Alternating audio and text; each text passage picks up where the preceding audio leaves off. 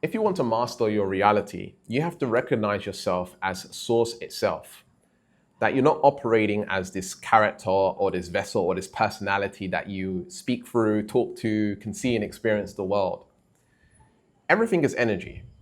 When you take a raindrop and the raindrop is falling from the sky and it drops into the ocean, it becomes the ocean. And if you go to find this raindrop, I told you, hey, go find the raindrop, you wouldn't be able to find it again, right? And you would say the ocean is powerful, right? It's one of the most powerful things on planet Earth. And so when we see ourselves as individuals, as this personality, as this character that's trying to achieve my goals and manifest my reality, then you're a separate self. And now it's much harder for you to see and experience the results that you are after in your life. And so this is why I say when you want to master your reality, become the ocean. The ocean is realizing yourself as everything. And so how do you do that? How do you go beyond seeing myself as an individual and losing myself? I know this sounds scary for some people. Losing myself in reality, where I am now one with Source or God or the universe, whatever you want to call it. That you are free from self. And when I say free from self, I'm talking about free from your ego, right? The ego keeps you in limitation. The character that we play out in this reality keeps us in limitation. And every thought that we have is limited.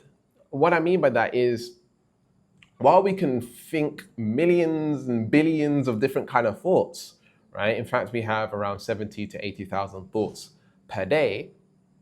And just so you know, a little secret here, the most successful people in the world have around 20,000 thoughts per day, meaning they have way less thoughts, by the way.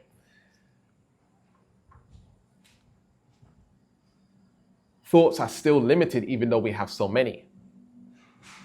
Even though that we can be very creative. And why do I say that? Because thoughts need definition, which requires, language, right? And so let's take the term personality. This is just who I am. This is my personality. I can't help but be this way. Now you're stuck, right? Now you're stuck in a certain character and you're just continually going to perform that, right? Now, part of you may know, hey, I can become someone new. I can shift into a new identity. I can transform my life. I can do, different reprogramming stuff and visualize and self-image and self-concept and, all of this stuff. Yeah, I can do that stuff. Absolutely, 100%.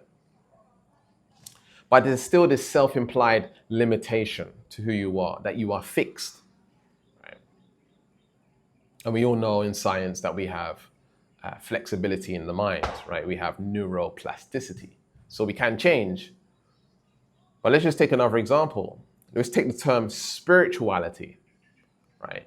If I say to you spirituality, chances are your brain is going to come up with an idea of what that looks like. When I see someone who is spiritual, right, maybe they're going to be perceived in a certain way. Oftentimes, for many people, they got a long beard, right? Maybe it's a white beard, long hair, they look spiritual, they wear like a drape, they look in a certain way, there's a certain kind of energy about them, right? Usually it's not like, there's a certain energy that comes with it, right? There's a character that comes with being spiritual. I'm going to buy the crystals and the necklaces and the sage and the Palo Santo, right? There's a certain character that comes along. I'm a good person. I'm a sweet person. I'm a high vibrational person, right? There's all these narratives around the character spirituality. So instantly, the word spirituality has been limited to our thinking when it's much more grand than that, because everything is energy, right? If everything is energy,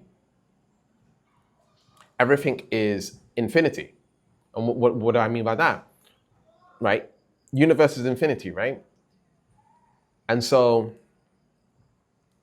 you can't put the color red on the color red, right? If you see red, right? Is it really red? No. We've limited it to being that color. You've put it in a box, but it's much more expansive than that, right? It is more than being red, right? It is energy, it's infinity. And so our world puts things into boxes, right? And so now I'm an individual. And what's being promoted right now in the world in general is individualization, right? It is I'm an individual. It's I am a boss babe. I am an entrepreneur, and I'm just this character, right? And this is who I should be in order to be successful, and why people will validate me and make me feel good in the world. So if it sounds like there's gunshots in the background, it sounds a little bit crazy, right? I'm here in Bali, Indonesia. I've got the nice rice fields over here, very beautiful. And so sorry for the little bangs and stuff in the background. I don't know what they're doing over there. But you can see where I'm going with this, right?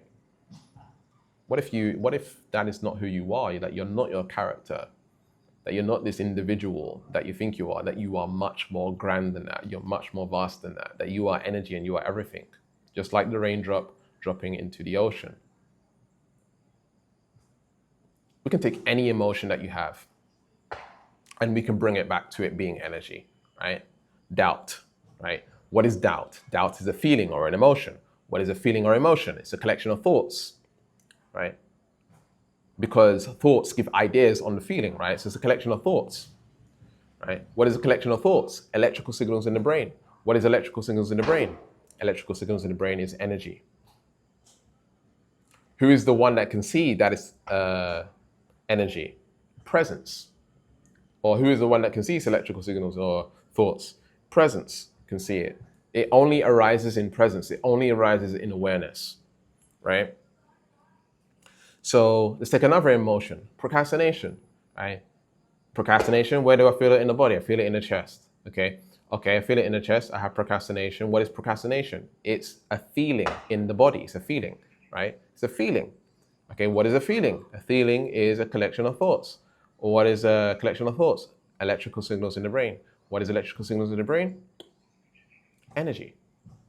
Who's the one that can see and be aware of energy? Consciousness or awareness, presence. Right? So you are the one that can see all of this. We can take any emotion, any feeling, and it always leads back to being energy. Right? This glass over here, right? Me, we go under a high-powered microscope. Everything is moving. Everything is energy. So you yourself, you are energy. So when you was born and you just arrived here to planet Earth, you had no thoughts. You was in pure consciousness. You had a purity, right? Your mind was empty. And then you learned thought. And you became more and more limited over time through getting all of these beliefs and ideas and concepts about our reality. So beliefs are always lies, right? Beliefs are always lies. Our thoughts are always lies. They're never, ever the truth. It doesn't matter what thought it is. I know it sounds a little bit insane, but a thought can't be true, right? So the fact that we believe that gravity exists is a lie, because what is gravity? How can you put a label on gravity? What is it really called gravity? Do you know what I mean? It's always a narrative or story about it. Obviously it exists, but using the word, right, makes it a lie. Does that make sense? So what we want to do is transcend all of these things. Transcend all labels. And when you transcend labels and just being aware, take away all labels, take away all narratives, take away all stories, and you just be aware and look around and don't label anything to look around. You become this curious creator. You become this presence creator. You're able to master your reality, because this is the highest frequency to operate from, not putting any labels on anything, transcending language altogether. And through transcending language altogether, guess what? You can shift your reality. You can master your reality much easier, because you're not dealing with limitation, a limited thought process anymore. Does that make sense? So if you would like to continue this journey with me, links in the description. I'll see you in the next video. Peace.